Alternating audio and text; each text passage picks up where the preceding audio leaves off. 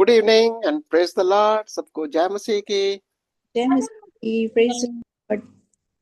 यशाया बहुत प्यारी किताब, इतनी भेद की किताब, इतने गहरे भविष्यवाणियां जिसको यीशु ने भी कई बार कोट किया। जब यीशु कई बार कहता है, यशाया ने भी कुछ ऐसा ही कहा।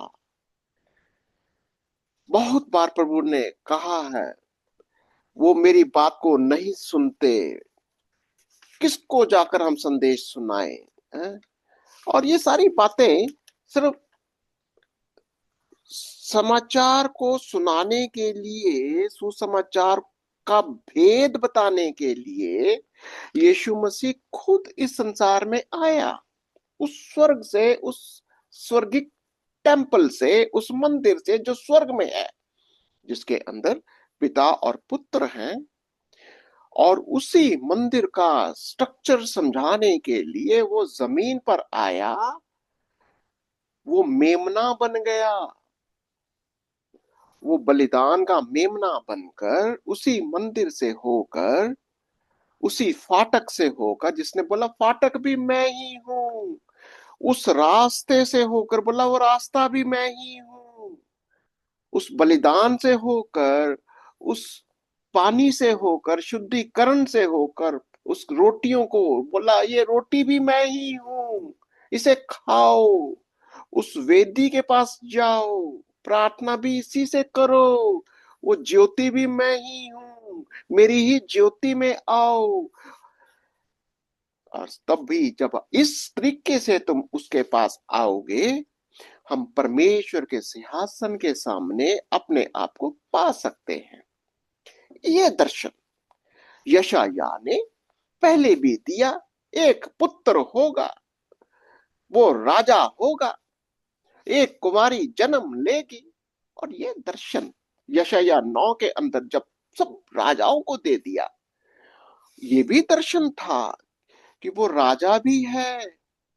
वो राजा ऐसे राजाओं को ढूंढता है जो इस दर्शन को समझ जाए और इस दर्शन के अनुसार वो राजा बने। बहुत सारे राजा आए, फेल भी हो गए। अशूर का राजा भी इस दर्शन में तो आया, पर कहीं ना कहीं अपने माइंड के अंदर कुछ और ही कल्पनाएं लेकर चला।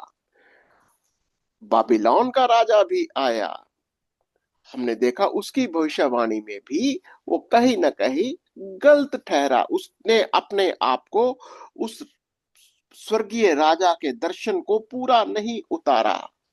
हालांकि बहुत बढ़िया राजा था वो। फिर भी जब वो तीसरा राजा आता है, क्या नाम था उसका, मादी फारस का खुसरू आता है, कहता है ये मेरा दास है, ये मेरा दास है जो मेरे सेवक की तरह, यानी यीशु मसीह की तरह। मसीह उस समय मसीहा कह सकते हो, यहोवा कह सकते हो, जो उसका पुत्र है। वो कहता है ये मेरे मर्जी को, मेरी इच्छा को पूरा करेगा। क्या है इच्छा? कि वो मेरा दास है, यानी जो कोई मेरे पास आता है वो मेरा, वो राजा ही नहीं, वो एक दास भी है। कैसा दास? हर एक भविष्यद्वक्ता, हर एक पुत्र जो उसके पास आता है, वो उसकी सेवा को, उसकी मर्जी को पूरा करता है। यशाया यशाया इस बात की भविष्यवाणी करता है। किसने हमारे समाचार को सुना? याद है हमने पढ़ा था, किसने क्योंकि लोग सुनते ही नहीं, लोगों को इस बात का दर्शन क्लियर ही नहीं होता। और प्रभु ने इस बात को समझाया कि कैसे इस दास को होना चाहिए, किस तरीके से एक दास अपने आप को दास बनता है, कैसे होना चाहिए। हमने ऑलरेडी कर लिया इसको यशाया उसके 54 अध्याय के अंदर, 54 अध्याय के अंदर कल किया था कि कैसे एक पुत्र का दर्शन होता है। वो अपने अपने आप को, उस सिंहासन को छोड़कर आता है, दूसरों के दुखों को अपना दुख मानता है, दूसरों की समस्याओं को अपनी समस्या मानता है, दूसरों के पापों को वो क्षमा करता है। वो सारे उसके जो करैक्टर है, उसका जो नेचर है, वो पुत्र का नेचर है, तो पुत्र की तरह बनो। जब पुत्र की तरह बनोगे तब तुम जाकर दूसरों को सुसमाचार सुनाओगे। अब क्यों नहीं लोग सुन रहे? आज हम पढ़ेंगे कि क्यों नहीं लोग सुन रहे। अब यीशु मसीह ने क्या कहा? यीशु के पास भी यही समस्या थी, लोग सुनते नहीं थे। याद है जब यीशु ने यूहन्ना 7 और उसकी 37 से 39 आयत में जोर लगा के कुछ बोला था, हे प्यासे लोगो। पढ़ो जरा, कोई निकल है किसी के पास तो, हे प्यासो। यूहन्ना 7 और उसकी 37 से पढ़ो जरा। फिर पर्व के अंतिम दिन, जो मुख्य दिन है, यीशु खड़ा हुआ और पुकार कर कहा, यदि कोई प्यासा हो तो मेरे पास आकर पिए। जो मुझ पर विश्वास करेगा, जैसा पवित्र शास्त्र में आया है, उसके हृदय में से जीवन के जल की नदियां बह निकलेंगी। उसने ये वचन उस आत्मा के विषय में कहा जिसे उस पर विश्वास करने वाले पाने पर थे, क्योंकि आत्मा अब तक न उतरा था, क्योंकि यीशु अब तक अपनी महिमा को न पहुंचा था। यीशु ने इस बात को क्लैरिफाई कर दिया, कोई तुम्हारे पास तुम्हारे वचन को सुनने के लिए नहीं आएगा जब तक उसके पास पवित्र आत्मा नहीं है, परमेश्वर की भूख और प्यास नहीं है। कोई नहीं आएगा, तुम जितना मर्जी जोर लगा लो। अब एक गाइडलाइन आ गई, किसके लिए? कल हमने देखा था कि जो भी प्रभु के दास हैं वो परमेश्वर के भवन के अंदर, कल हमने इसको पिक्चर, मैं हमेशा इसको कोशिश करता हूं कि पिक्चराइजेशन करें, तस्वीर में उतारें कि हम कैसे प्रचार करते हैं। हम इस वचन के इस मंदिर के अंदर हम सब जो प्रभु के लोग हैं इसके अंदर आते हैं, और इस मंदिर के अंदर जितने भी प्रभु के लोग हैं इस मंदिर के अंदर उसके दास और दासियां हैं। पर लेकिन जो संसार में लोग होते हैं वो कहीं ना कहीं बाहर होते हैं, उनको न्योता देते हैं, इसी रास्ते से अंदर आओ, वेलकम, आओ यहाँ पर प्रभु के मंदिर में आ जाओ। कैसे? इसी वेदी के द्वारा, यीशु के लहू के द्वारा, यीशु के शुद्धिकरण के द्वारा, यीशु की रोटी के द्वारा, यीशु के ज्योति में आ जाओ, यीशु के वेदी में आ जाओ। ये सारी बातें जब हम इस चीज को करते हैं तो आपके माइंड में क्या चल रहा होता है? आ तो जाते हैं लोग, आ तो जाते हैं, पर समझते नहीं है, समझते नहीं है। भीड़ तो बहुत है, आना तो बहुत चाहते हैं, पर अभी भी कईयों को इस दर्शन के बारे में क्लैरिटी नहीं है। और जैसे यशायाह दुखी होता है, प्रभु के दास दासियां हम सब दुखी होते हैं कि लोगों को परमेश्वर का वचन क्यों नहीं समझ में आता, इसको क्यों ये हल्के में ले रहे हैं। और यही बात प्रभु का वचन अभी फिर कहता है। आइए निकालेंगे यशायाह उसका 55 जिसके अंदर प्रभु कहता है सब मनुष्यों के लिए। देखेंगे, आइए देखते हैं।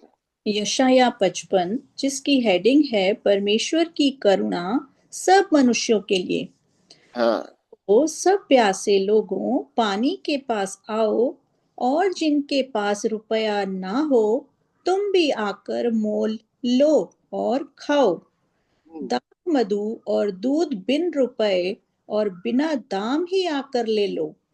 आ जाओ, तुम्हें मैं ऐसी कीमती चीज देना चाहता हूं जो तुमको कुछ खर्चा भी नहीं करना, बिना दाम के फ्री में ले जाओ अपने आप को। देखो, पर लेकिन उसके पीछे किस बात के लिए वो इशारा करता है?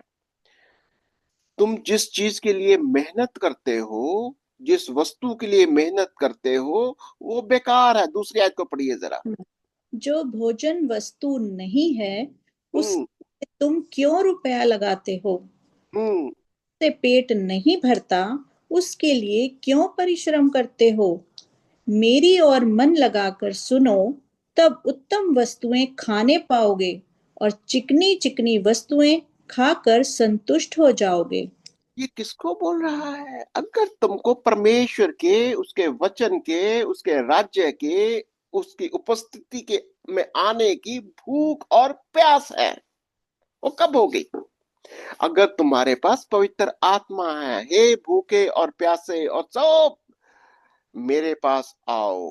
क्योंकि ये सारा पवित्र आत्मा का काम है। जब तक परमेश्वर की ओर से बुलाए नहीं जाते, वो भूख और प्यास पिता ही डालता है।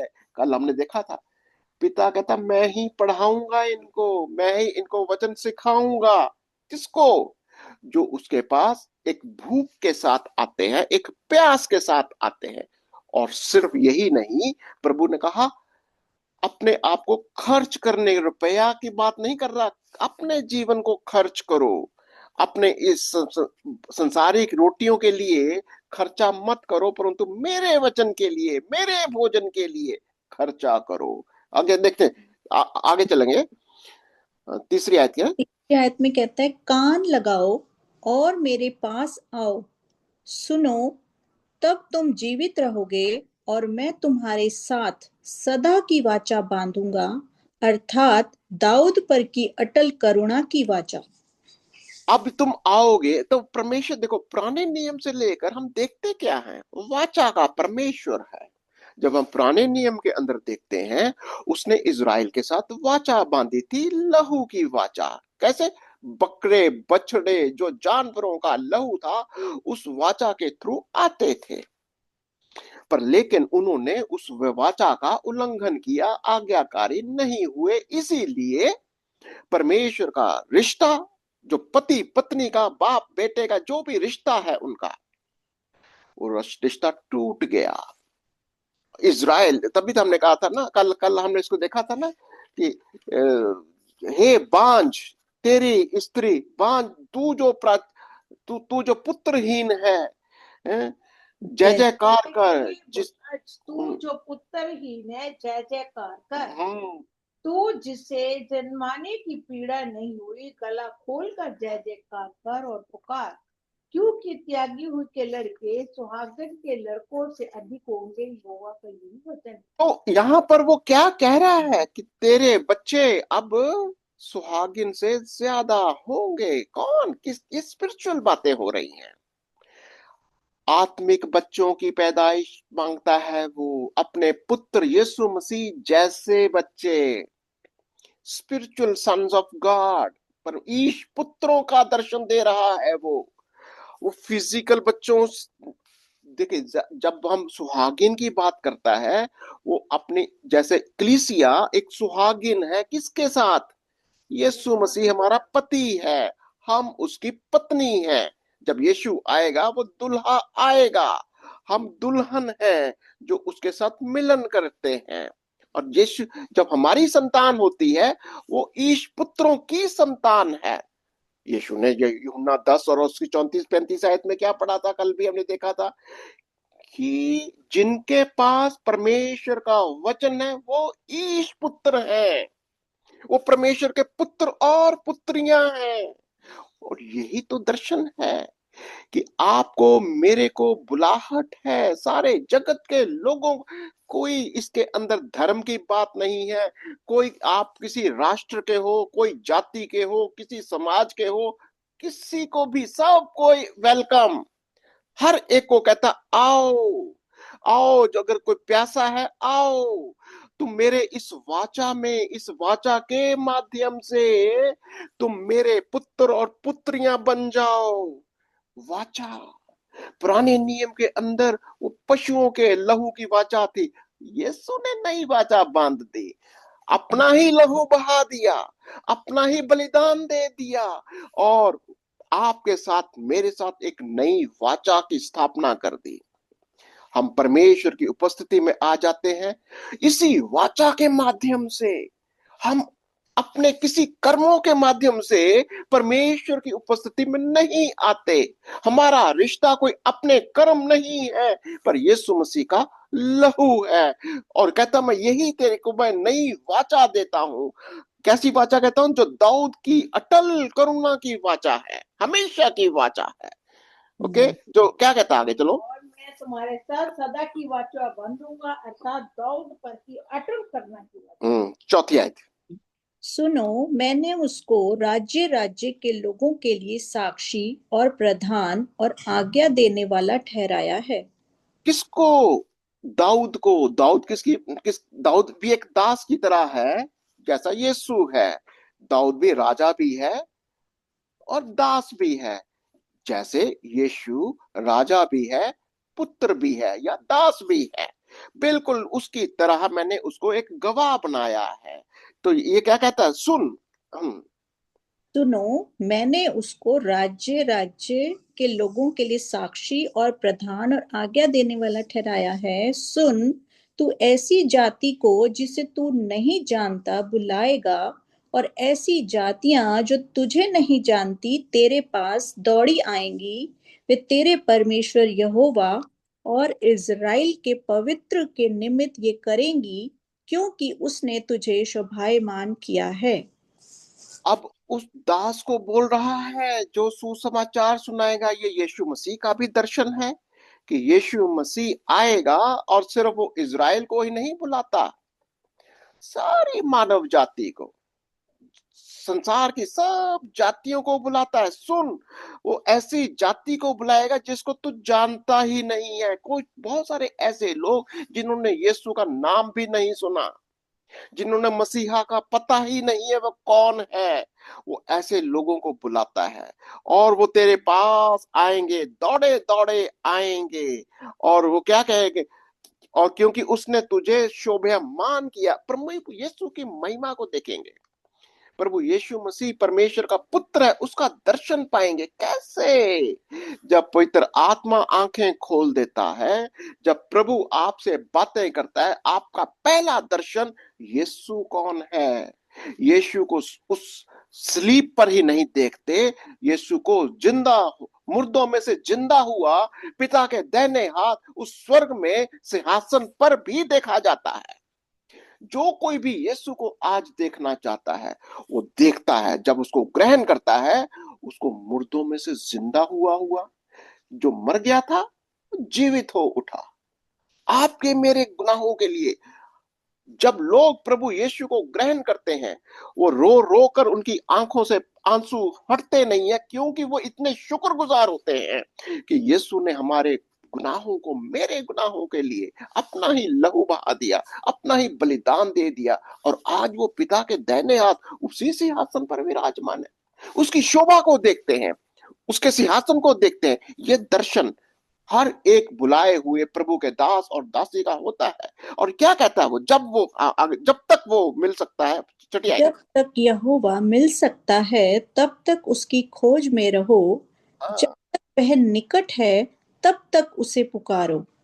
हो सकता है कि आज आप उसको खोज रहे हैं, हो सकता है अभी तक आपको पवित्र आत्मा ने छुआ नहीं है, हो सकता है, पर आप खोजबीन करते रहो जब तक वो मिल सकता है। ये देखो, प्रभु का वचन यही कहता है, अगर आपके अंदर इतनी सी भी भूख है, इतना सा भी भूख है, मैं आपके साथ वायदा के साथ मैं दावा भी कर सकता हूं, अगर किसी के पास थोड़ी सी भी भूख और प्यास है, प्रभु यीशु मसीह पवित्र आत्मा आपको इमीडिएटली यीशु का दर्शन दे देगा।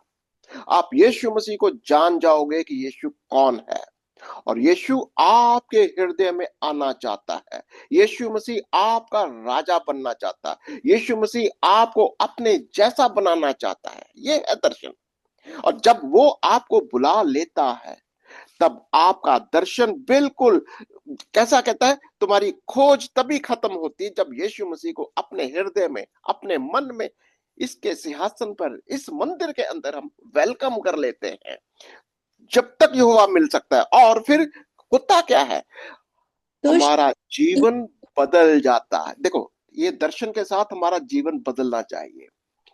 दुष्टता का स्वभाव, संसारिक मन नहीं होना चाहिए, क्योंकि वो जीवन बदल जाता। तब भी तो वो कहता 7वीं आयत के अंदर, दुष्ट अपनी चाल चलन और अनर्थकारी अपने सोच विचार छोड़कर यहोवा की ओर फिरे, वह उस पर दया करेगा। वह हमारे परमेश्वर की ओर फिरे और वे पूरी रीति से उसको क्षमा करेगा। देखिए, जब तक हम इस रास्ते को नहीं पकड़ते, रास्ता क्या है? यही मार्ग जो हम बार बार दिखाते हैं, ये मार्ग है इसी मंदिर से होकर। ये मंदिर कौन है? यीशु मसीह। दरवाजा कौन है? यीशु मसीह। बलिदान कौन है? यीशु मसीह। लहू किसका बहा? यीशु का। मर के जिया कौन? यीशु मसीह। चंगा कौन करता है? यीशु मसीह। आपको शुद्ध कौन करता है? यीशु मसीह। आपको वचन कौन देता है? यीशु मसीह। किसकी उपस्थिति में हम आते हैं? यीशु मसीह। किसकी ज्योति में हम आते हैं? यीशु मसीह। किसके सिंहासन के सामने जाते हैं? यीशु मसीह। जब ये दर्शन आ जाता है, हमारी सोच संसारिक सोच नहीं रह जाती, क्योंकि इससे अलावा, इससे हटकर जो भी सोच है वो दुष्ट की सोच है। आप अपने विश्वास से यीशु को हटा दो। जब यीशु आपके विश्वास से हट जाता है, वो संसारिक सोच हो जाती है, उसको दुष्ट की सोच कहते हैं। प्रभु का वचन कहता है, दुष्ट अपनी ही चाल चलता है, उसका चाल चलन अलग होता है। कितना अलग होता है? अनर्थकारी। अपने को कैसा विचार है कि तेरी सोच परमेश्वर की सोच नहीं है, तेरी चाल परमेश्वर की चाल नहीं है। वो तो तुझे क्षमा करना चाहता है। तो जब प्रभु आपके मन में आ जाता है, आप प्रभु यीशु को ग्रहण कर लेते हो, आपकी सोच, आपका मन किसके जैसा हो जाता है? आपको याद है पहला कुरिन्थियों 2 और उसकी 16वीं आयत में क्या कहता है? वो तुम्हारा मन किसका मन है? यीशु मसीह का मन। और फिलिपियों में भी कहीं और कहता है कि हमारा मन कैसा होना चाहिए? जैसा यीशु मसीह का मन है। ये वाली सोच है। फिर हमारी सोच बदल जाती है, हमारा तरीका बदल जाता है। पर लेकिन वो क्या कहता है? पढ़ो 8वीं आयत के अंदर। क्योंकि यहोवा कहता है, मेरे विचार और तुम्हारे विचार एक समान नहीं हैं, ना तुम्हारी गति और मेरी गति एक सी है। तुम्हारी सोच और मेरी सोच, प्रभु की सोच क्या है? आपको और मेरे को अपने पुत्र के जैसे देखना चाहता है। That's all. वो आपसे इतना प्यार करता है, हर एक इंसान से, हर एक मनुष्य से, कि उसको अपने कहते, मैं हमेशा कहता हूं, यीशु मसीह के चश्मे उसने पहन रखे हैं। यीशु के थ्रू ही वो आपको देखना चाहता है। जब वो आपको देखता है, उसको यीशु ही दिखना चाहिए। अगर उसको यीशु नहीं दिखता, फिर आप उसके पुत्र और पुत्रियां नहीं हैं। और यही तो वो दर्शन दे रहा है कि तुम्हारी सोच अलग है, मेरी गति अलग है, तुम्हारे विचार अलग हैं। वो अलग तरीके से कहता है वो। क्योंकि देखो, आगे चलो। क्योंकि मेरी और तुम्हारी गति में और मेरे और तुम्हारे सोच विचारों में आकाश और पृथ्वी का अंतर है। ये फर्क है। देखिए, जब तक हम इस दर्शन में नहीं आते, जब तक इस दर्शन में नहीं आते कि यही रास्ता है, यही वाचा है, यही परमेश्वर का तरीका है कि तुमको अगर मेरी उपस्थिति में आना है, तो इसी रास्ते से, इसी वाचा से होकर ही आना पड़ेगा। अगर आप यीशु के रास्ते से, वचन से, वाचा से नहीं आना चाहते, अगर आप अपने ही तरीके से परमेश्वर की खोज कर रहे हैं, भूल में हो। आप भूल में हो, और वो दुष्टता का मार्ग है। प्रभु का वचन यही से समझा रहा है कि जब मैं आता हूं, जब कोई मेरे पास आता है जिसके पास भी परमेश्वर का वचन होता है, वो एक अलग व्यक्ति हो जाता है। आपका जीवन, आपका आपका जो आपको अपने जैसा बना लेता है। आपके थ्रू अपने वचनों को बाहर भेजेगा। आप उसके दास और दासियां बन जाओगे। और सिर्फ यही नहीं, आप दूसरों को यही संदेश दोगे। जब आप ये संदेश दोगे, प्रभु का वचन आपके माध्यम से दूसरों तक पहुंच जाएगा। कैसा? देखेंगे जरा आगे। कैसा? जिस प्रकार, 10वीं, इस प्रकार से वर्षा और हिम आकाश से गिरते हैं और वहां यूं ही लौट नहीं जाते, वरन भूमि पर पड़कर उपज उपजाते हैं, जिससे बोने वाले को बीज और खाने वाले को रोटी मिलती है। क्या उस मतलब है? हम्म जब तुम वचन बोलोगे, जब किस देखो, पहली बात हमने क्या सीखी कि जो प्यासा है, जो खोजबीन करता है, वही प्रभु के पास आएगा। पहले ही बात ध्यान देनी, क्योंकि अगर जो खोजबीन कर रहा है, जो प्यासा है, प्रभु का वचन उसके पास डालेंगे, वो ऐसी भूमि होती है, वचन फलवंत हो जाएगा। वो वचन फलवंत हो जाएगा और वो वचन फलदायक भी होगा, जैसे 11वीं आयत में कहता है वो। इसी प्रकार उसी प्रकार से मेरा वचन भी होगा जो हम्म मुंह से निकला है, वह व्यर्थ ठहरकर मेरे पास ना लौटेगा, परंतु जो मेरी इच्छा है उसे वह पूरी करेगा, और जिस काम के लिए मैंने उसको भेजा है उसे वह सफल करेगा। अभी आपको समझ में आया कि प्रभु के दास के मुंह से निकले हुए वचन कितने पावरफुल होते हैं। जब आप किसी के लिए प्रार्थना करते हो, जब आप प्रभु यीशु मसीह के नाम से कुछ करते हो, उसके वचन से कुछ कहते हो, जो कुछ प्रभु का वचन यही समझा रहा है, जो कुछ तुम जमीन पर बांध दोगे वो मैं आसमान में बांध दूंगा, जो कुछ तुम इस जमीन पर खोल दोगे मैं आसमान में खोल दूंगा। इसका क्या मतलब है? प्रभु के दास के वचन, यीशु मसीह के वचन, मैं तुम्हें वो बीज दूंगा, मैं तुम्हें वो वचन दूंगा। वो वचन जो तुम बोगे लोगों की जिंदगियों में, वो वचन जो लोग तुम्हें ग्रहण करेंगे, वो वचन जो भूखे और प्यासों को, मन को शांत करेगा, वो वचन, वो बीज तुम्हें वो देगा। कुरिन्थियों में कहीं वो कहता है कि वो बीज वो तुम्हें देगा। देखो जरा, दूसरा कुरिन्थियों 9 और उसकी 10वीं आयत। दूसरा कुरिन्थियों 9 और उसकी 10वीं आयत में कहता है, अतः जो अतः बोने वाले, हाँ पढ़ो हाँ, जरा। अतः जो बोने वाले को बीज और भोजन के लिए रोटी देता है, वह तुम्हें बीज देगा और हम्म, उसे फलवंत करेगा और तुम्हारे धर्म के फलों को बढ़ाएगा। अगर हमारे पास अगर देखो, हम प्रभु के दास हैं, अगर हम सब प्रभु के दास और दासियां हैं, उसका वचन उसका बीज है। लूका 8 में भी कहता है परमेश्वर का वचन उसका बीज है। क्या करता है ये बीज? बोया जाता है। बीज बोने वाला बीज बोने निकलता है, लोगों के मनों में वचनों को बीजता है। पर लेकिन जो भूखा और प्यासा होता है, जो धरती तैयार होती है, वहां पर यही बीज फलवंत हो जाता है। प्रभु आपके जीवन के अंदर भी अपने बीज के द्वारा, अपने वचन के द्वारा काम करना चाहता है, आपके जिंदगी में आना चाहता है, और यहां तक ही नहीं, वो आपको सफल भी करना चाहता है। अगर यीशु का वचन, परमेश्वर का वचन आपके जीवन में आ जाता है, आपकी भूख और प्यास को ही तृप्त नहीं करता, वो आपको सफल भी करता है। जो कुछ तुम कहोगे, जो कुछ तुम मांग लोगे, मैं तुम्हें दे दूंगा। यीशु ने एक बार कहा, अभी तक तो तुमने कुछ मांगा ही नहीं, मांग कर देखो। मांगा ही नहीं, मांग कर देखो। बीज देता है प्रभु आपको, अपने वचनों के बीज इतने देता है, आपके पास भंडार भर जाता है। क्योंकि प्रभु चाहता क्या है? 12वीं आयत में, क्योंकि तुम आनंद के साथ निकलोगे और शांति के साथ पहुंचाए जाओगे।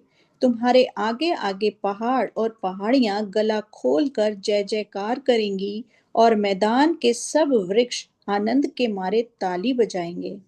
सृष्टि भी आनंदित हो जाएगी। हमने क्या देखा था कि सृष्टि भी कराती है। क्यों कराती है? रोमियो 8 और उसके 19 से 21 तक हम क्या पढ़ा था कि सृष्टि इसलिए कराती है क्योंकि ईश पुत्र नहीं दिखाई देते। क्योंकि जब ईश पुत्र आ जाते हैं, आपकी सृष्टि सृष्टि भी आनंदित होती है। पहाड़ पहाड़ियां, दैट मीन्स क्रिएशन भी, सारी क्रिएशन भी है, वो बिल्कुल अपने आप को ब्लेसड समझती है।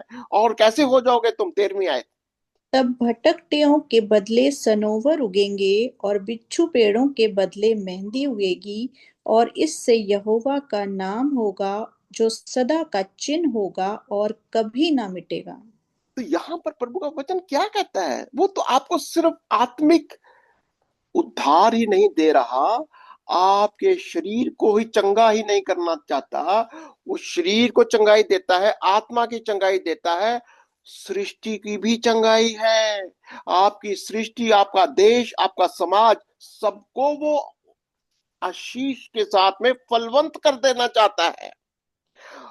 प्रभु चाहता है कि आप आनंदित हो जाए। सबसे पहले हमें समझना क्या है कि प्रभु जो बुलाता है अपने पुत्र के माध्यम से, उस वाचा के थ्रू, कैसे जैसा पुत्र है वैसे तुम बन जाओ, जैसा वो सेवक है तुम सेवक बन जाओ, वो राजा है तुम राजा बन जाओ। अगर आप बड़े ध्यान से इवन भजन संहिता को भी पढ़ेंगे, बड़ा इंटरेस्टिंग है। अगर भजन 2 को पढ़ लेंगे, भजन 2 पूरा का पूरा ऐसा दिखाता है, बहुत इंटरेस्टिंग है। मैं क्विकली चाहूंगा कि आप इसको पढ़े कि परमेश्वर अपने राजा को अभिषिक्त कहता है, जैसा यीशु है। अगर आप भी राजा हो, पुत्र हो, दास हो, तो प्रभु आप अपने आप को उस राजा के तरह समझ लो कि वो राजा कैसा होता है, वो पुत्र कैसा होता है, वो अभिषिक्त कैसा। धीरे धीरे पढ़ेंगे, जरा क्विकली इसको पढ़ लेंगे कि भजन 2 उसकी पहली आयत से पढ़ लेंगे। जाति जाति के लोग क्यों हुल्लड़ मचाते हैं, और देश देश के लोग व्यर्थ बातें क्यों सोच रही हैं। यहोवा के और उसके अभिषिक्त के विरुद्ध पृथ्वी के राजा मिलकर और हाकिम आपस में सम्मति। बहुत इंटरेस्टिंग है ये। अगर आप भजन संहिता पढ़ोगे, आपका सोचने का, पढ़ने का तरीका बदल जाएगा, क्योंकि वो राजा आपको बोल रहा है, बुलाए हुए को बोल रहा है, अपने पुत्र को बोल रहा है। यीशु मसीह ही नहीं है, वो आप भी हैं। जब आप प्रभु यीशु को ग्रहण करते हो, परमेश्वर अपनी नजरों से आपको एक राजा समझता है, आपको अपना पुत्र समझता है। और पर लेकिन ध्यान देना, संसार के राजा हुल्लड़ मचाते हैं। देखो जरा ध्यान से, लोगों में क्या परेशानी हो जाती है, लोगों को क्यों हैरानगी हो जाती है कि इसका जीवन इतना बदल कैसे गया, ये परमेश्वर के दृष्टि में कैसे इतना बदलाव आ गया, ये सारी आशीषें कहां से आ गई। तभी तो वो कह रहा, पढ़ो जरा आगे तो। आओ हम उनके बंधन तोड़ डालें और उनकी रस्सियां अपने ऊपर से उतार फेंके। वे जो स्वर्ग में विराजमान है हंसेगा। वो हंसता है, क्योंकि जब देखो, जब प्रभु आपको बुलाता है, लोग आपका विरोध करेंगे, लोग आपका किसी भी तरीके से आपको ग्रहण नहीं करना चाहते। पर याद रखना, परमेश्वर ने आपको अगर राजा ठहरा दिया है, आपको अपना पुत्र, अपना बेटा बेटी ठहरा दिया है, अपना दास ठहरा दिया है, वो परमेश्वर आपके लिए जलन रखने वाला परमेश्वर है। और क्या कहता है वो, प्रभु उनको ठट्ठों में उड़ाया। हाँ, तब वे उनसे क्रोध करके बातें करेगा और क्रोध में कहकर उन्हें घबरा देगा कि मैं अपने ठहराए हुए राजा को अपने पवित्र पर्वत सिय्योन की राजगद्दी पर बैठा चुका हूँ। तो प्रभु क्या कहता है, फिर कहता है लड़ाई तेरी नहीं है, अब मुकदमा तेरा नहीं रहेगा, मुकदमा प्रभु कहता है ये मेरा रहेगा, ये लड़ाई अब मेरी रहेगी। कितना बड़ा प्रभु का उद्धार है, कितनी बड़ी परमेश्वर की योजना है कि हम परमेश्वर के राज्य में उसके पुत्र और पुत्रियां, उसके दास और दासियां बन जाएं। और प्रभु ये बड़ी, पढ़ लो जरा और थोड़ा पढ़ लो।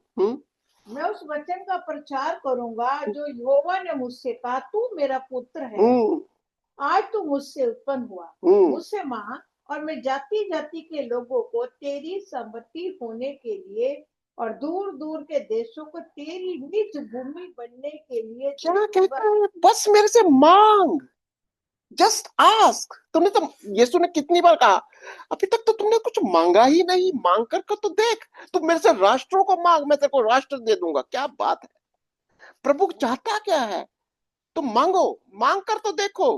पर लेकिन मांगना कैसे है, प्रभु की उपस्थिति में, उस रास्ते से, जैसा यीशु है, यीशु उसका पुत्र है, वैसे उसके पास जाना है। और वो क्या कहता है आगे, तू उन्हें लोहे के डंडे से टुकड़े टुकड़े करेगा, तू कुम्हार के बर्तन की नाई उन्हें चकनाचूर कर डालेगा।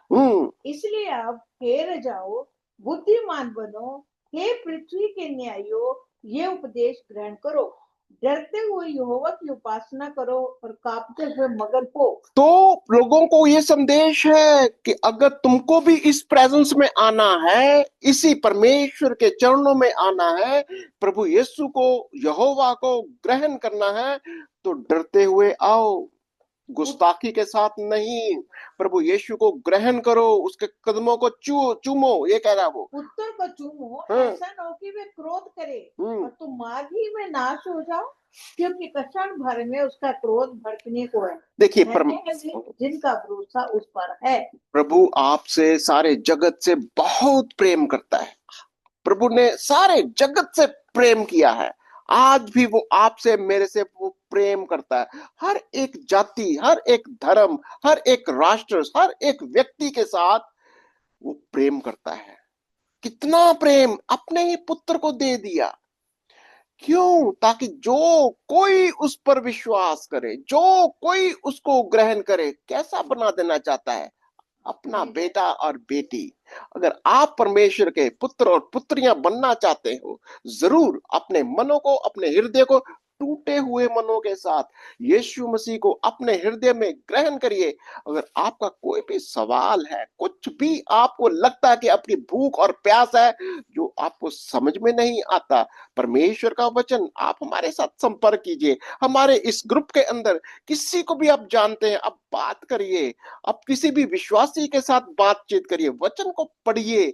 वचन आपको खुद, प्रभु यीशु ने, हमने कल पढ़ा था, पिता परमेश्वर कहता, मैं ही पढ़ाऊंगा अपने बच्चों को, आई विल टीच यू। पवित्र आत्मा आपको पढ़ाएगा कि परमेश्वर का वचन क्या है। हम आपके लिए प्रार्थना भी करना चाहते हैं, प्रार्थना करते भी रहेंगे।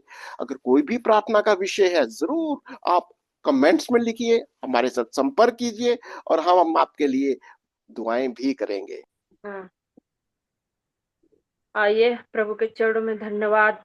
धन्यवाद पिता परमेश्वर, प्रभु सेनाओं के यहोवा, सर्वशक्तिमान, राजाओं के राजा, प्रभु के प्रभु यीशु, पवित्र आत्मा, आपका धन्यवाद देते हैं समय के लिए, सुंदर समय दिया प्रभु, धन्यवाद देते हैं पिता। बाइबल स्टडी के लिए धन्यवाद देते हैं प्रभु, यशायाह किताब के लिए धन्यवाद देते, अध्याय के लिए प्रभु, कि आप पिता परमेश्वर कितने अच्छे सच्चे परमेश्वर है प्रभु, कि आपकी जो वाचा बांधा है पिता परमेश्वर, वाचा को पूरा करते हैं प्रभु। देखते हैं पिता परमेश्वर आपके वचनों में 3 वचन में कि प्रभु अपने दाऊद से वाचा बांधा था पिता परमेश्वर। हाँ प्रभु, धन्यवाद देते हैं। अपने का कान लगाओ, मेरी ओर सुनो, और तो तुम जीवित रहोगे, और सदा काल के लिए प्रभु अपने वाचा बांधा दाऊद से प्रभु। धन्यवाद देते हैं पिता परमेश्वर, अब्राहम, इसहाक, याकूब के परमेश्वर, आज भी हमारे बीच में प्रभु, हमें अगुवाई करते, सिखाते, समझाते आपके वचनों के प्रभु। आप उन लोग के संग संग रहे परमेश्वर। हाँ प्रभु, आज भी प्रभु आपके दास के द्वारा पिता परमेश्वर, हाँ प्रभु, हमें जो वचन सिखाते, समझाते पिता परमेश्वर, तो धन्यवाद देते। आपने कहा धन्य है वो लोग जो परमेश्वर पे भरोसा रखते। हाँ प्रभु, धन्यवाद प्रभु कि आप पे एकमात्र अच्छे सच्चे परमेश्वर है, हमारा जीवन सत्य है प्रभु, आप ही के द्वारा पिता परमेश्वर हमारा उद्धार हुआ प्रभु। हाँ प्रभु, धन्यवाद देते हैं पिता परमेश्वर की प्रभु। वचन देखे भजन संहिता 2 में पिता परमेश्वर की, डरते हुए यहोवा की उपासना करो और कांपते हुए प्रभु उसमें मगन हो। हाँ प्रभु, धन्यवाद देते पिता परमेश्वर, आपके वचनों के द्वारा प्रभु हमें सिखाते, समझाते प्रभु। धन्यवाद देते हैं पिता परमेश्वर, आपके अद्भुत वचनों के लिए धन्यवाद देते हैं प्रभु। हाँ पिता, कि आपकी करुणा कितना महान है पिता, हम जैसे लोग प्रभु आपने करुणा किया प्रभु, जुड़े हुए हरेक को प्रभु आपके हाथों में सौंपते। आप सहायता मदद करिए, हर एक के ऊपर आपका करुणा, आपकी दया, आपका अनुग्रह मांगते प्रभु। आप सहायता मदद करिए, ऐसे ही प्रभु आपके वचनों में दिन प्रतिदिन प्रभु बैठ के आप सीखने के लिए पिता परमेश्वर। देख प्रभु कैसे आपके मरियम प्रभु बैठ के प्रभु आपके वचनों में प्रभु आपने समय बातें करती थी प्रभु, सीखती थी प्रभु, वैसे हमें भी एक अच्छा दास दिया है प्रभु। हाँ प्रभु, अंकल आंटी को प्रभु उससे प्रभु हमें सिखाते, समझाते पिता, और आगे बढ़ने के लिए प्रभु सहायता मदद करिए। उन दोनों लोग को प्रभु आपने चुना है पिता परमेश्वर, आपके वचन द्वारा अपने और भी आशीष करिए, सहायता मदद करिए और प्रभु अपने पूरे परिवार को आपके हाथों में सौंपते हैं प्रभु। आप बुद्धि ज्ञान समझ से भर दीजिए पिता, हम प्रार्थना करते हैं प्रभु।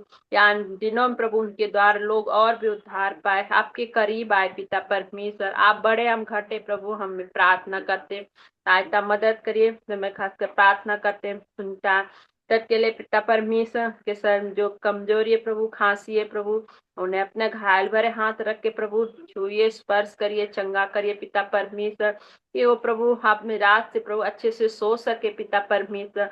हाँ प्रभु, खांसी को प्रभु आपके लहू से प्रभु शुद्ध करिए, चंगा भला करिए पिता परमेश्वर, दया करिए प्रभु उनको प्रभु आप शक्ति सामर्थ बल दीजिए प्रभु, प्रार्थना करते हैं पिता परमेश्वर।